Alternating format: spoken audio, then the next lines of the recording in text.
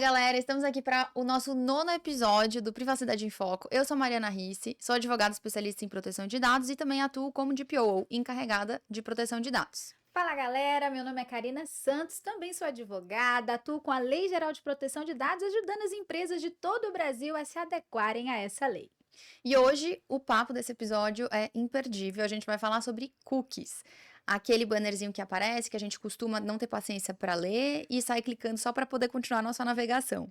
E a grande pergunta do episódio de hoje é: será que a sua empresa está coletando esses dados da forma correta? Será que você está seguindo a LGPD? Então, Cá, pra gente começar esse episódio, eu acho que nada mais importante do que a gente definir o que são cookies, né? Então, o que são cookies? Primeira coisa, para a gente deixar aqui bem claro que não é nada de comer, né? Não são biscoitos que as pessoas compram ali na padaria para comer no café da manhã. Apesar de deliciosos, hoje a gente não vai falar desse tipo de cookie. Os cookies que nós vamos falar aqui hoje, eles são uma espécie de arquivos que são instalados ali, seja em um site, seja no seu dispositivo, que eles são utilizados como se fossem para te rastrear. Eles vão guardando ali, armazenando as suas informações de interação na rede, naquele site ou naquela aplicação. E eles são muito utilizados também para te ajudar a guardar algumas informações sobre o usuário para melhorar a experiência dele ali na rede. E nós temos alguns tipos de cookies, né, Mari? Sim, a gente tem alguns tipos.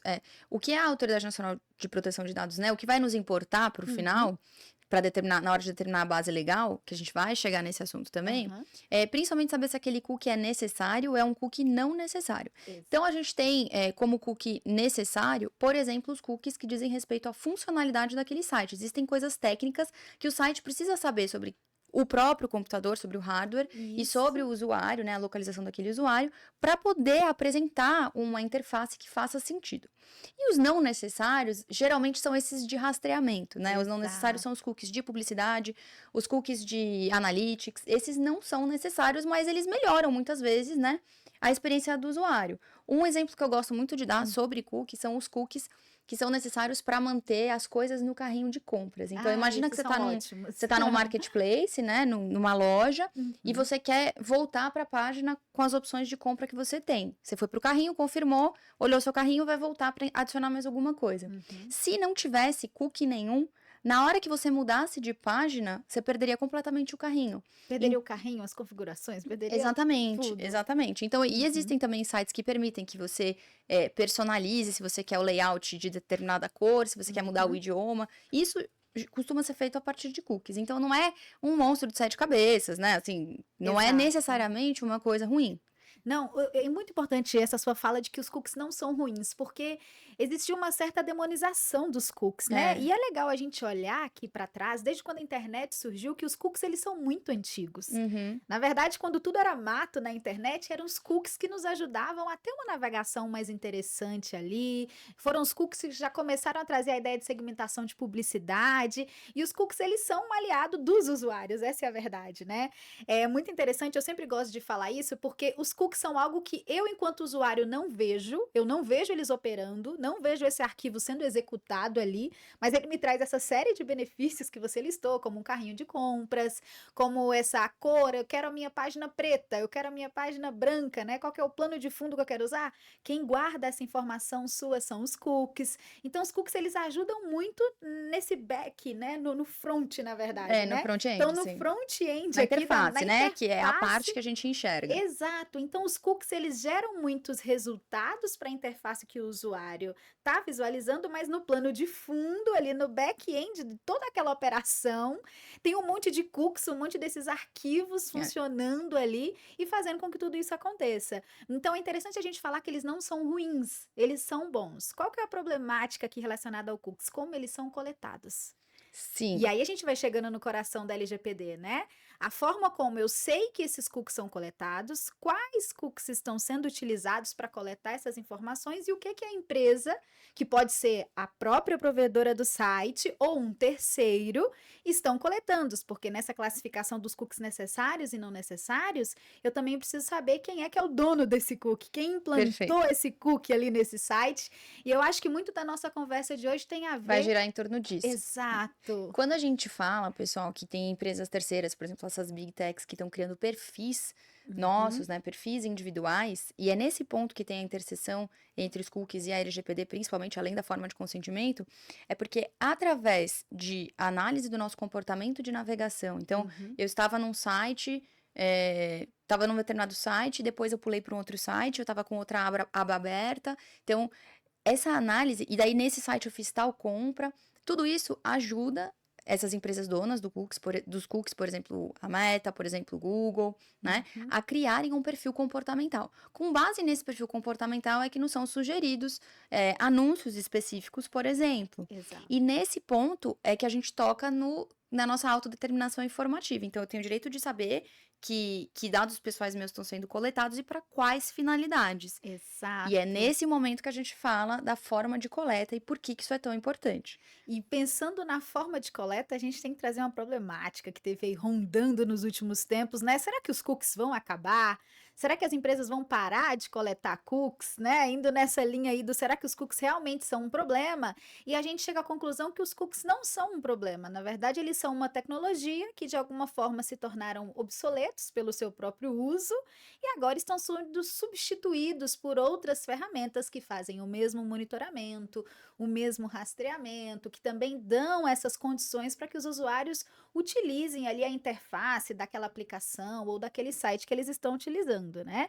E aí entra aquela grande pergunta, Mari, será que a LGPD proíbe o uso de cookies? O que será que as leis estão dizendo sobre esse assunto? De forma nenhuma, a LGPD proíbe o uso de cookies. O que a gente tenta bater aqui no podcast é de que a LGPD não proíbe nada. Ela, na verdade, te dá condições para você fazer aquela atividade de tratamento. E nesse ponto, a coleta de dados pessoais através de cookies é uma atividade como qualquer outra.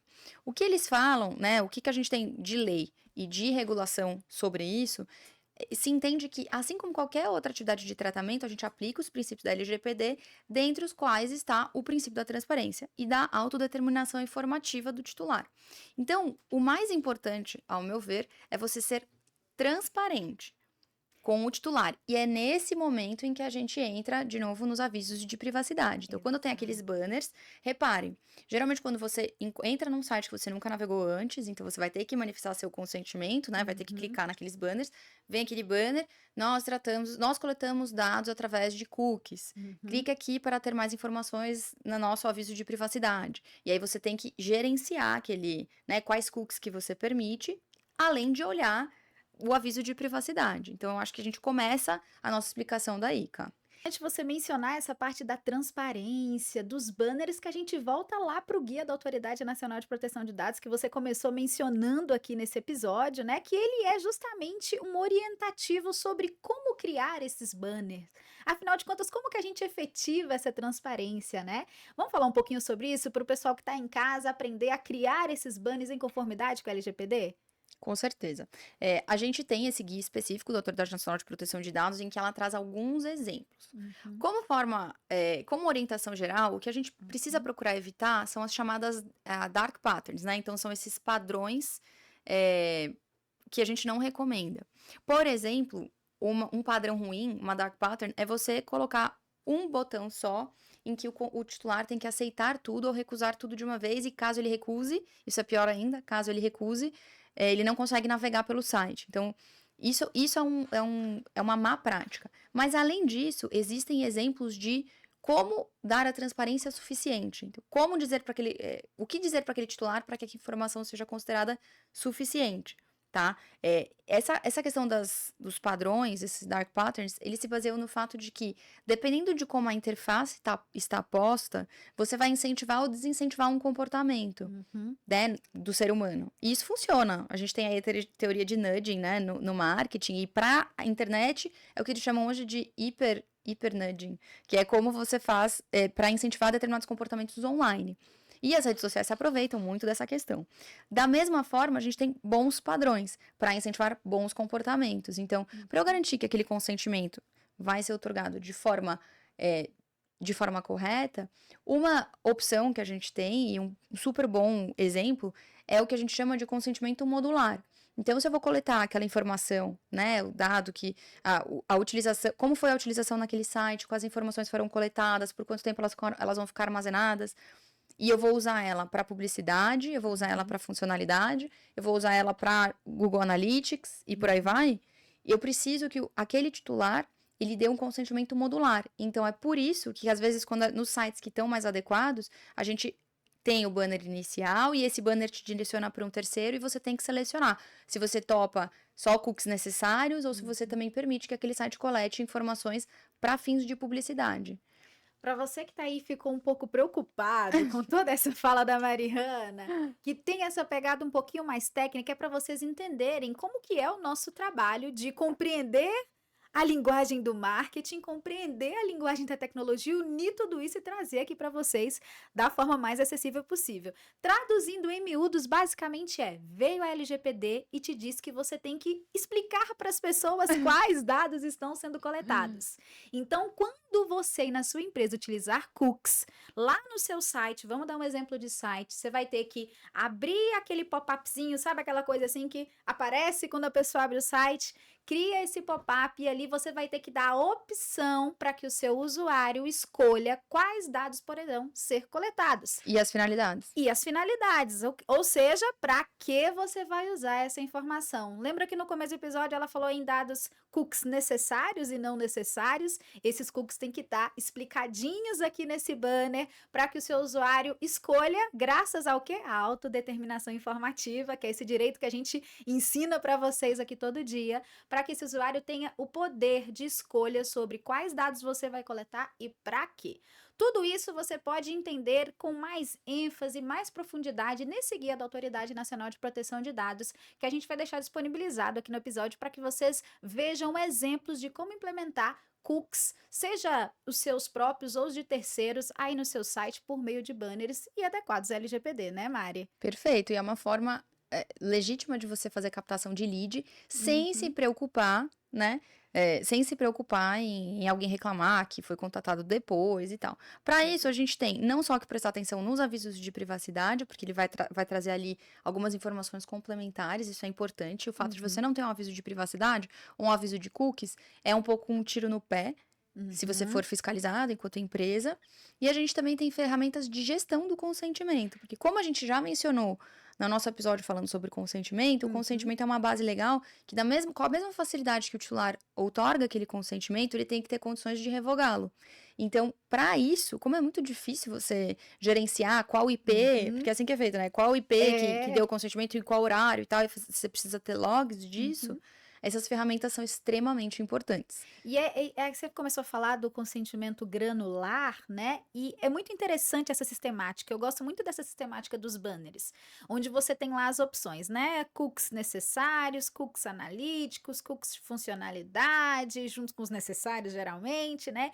Cookies de marketing. Aí hoje eu entrei no site, eu escolhi lá que eu gostaria de ativar os cookies necessários e os cookies de publicidade de marketing. Só que daqui uma semana eu entro nesse site de novo para fazer uma pesquisa XYZ e eu decido que eu não quero mais os cookies de marketing de publicidade ativados. Você tem que poder revogar isso com a mesma facilidade. Com a mesma facilidade. Então, eu já vou lá no gerenciador de cookies que o próprio site, a própria plataforma já me oportunizou, né? Eu clico lá no gerenciador de cookies e simplesmente arrasto, né, aqui para o lado, que eu não quero mais os de marketing, ou coloco para aceitar, né? Então, eu acho que isso é um formato muito interessante para a efetivação dessa autodeterminação informativa, para que esse consentimento seja coletado de forma correta, dando a possibilidade de revogação e não revogação. Só que, ao mesmo tempo, eu fico me perguntando se, do lado de dentro, né, por parte das empresas, para o time de marketing, principalmente, fica bem claro que eu ativei e desativei. Será que as empresas conseguem fazer esse tipo de controle? Conseguem com ferramentas. Eu acho que manualmente é impossível, principalmente dependendo do tráfego, né? O tráfego que você tenha, a quantidade de acessos do seu site, isso fica impossível. Então, acho que isso já fica um alerta de que não basta você ter um cookie e dar a oportunidade, né, de gerenciar esse cookie dentro da plataforma, de ter esses níveis de controle, mas se dentro de casa você não tiver um bom gerenciamento desses dados, né? Sim, Acho com que é um bom certeza. alerta para a gente fazer para não confiar só na plataforma e lembrar que a extração desses dados tem que passar por um gerenciamento também, né? Internamente. Com certeza. Show. Bom, pessoal, eu acho que só pelos nossos poucos comentários já deu para ver que é possível continuar com a utilização de cookies, fazendo isso de uma forma lícita, de uma forma segura. Mas aí, como qualquer coisa, né? Como qualquer atividade, você precisa ter algum direcionamento para fazer isso. Esse foi o nosso 9º episódio. 9º episódio, dá para Tá acreditar, acabando. Mariana, 9º episódio. E a gente espera que vocês tenham gostado. Se gostaram, não esqueçam de deixar o joinha de vocês, o like. E a gente se vê no episódio número 10.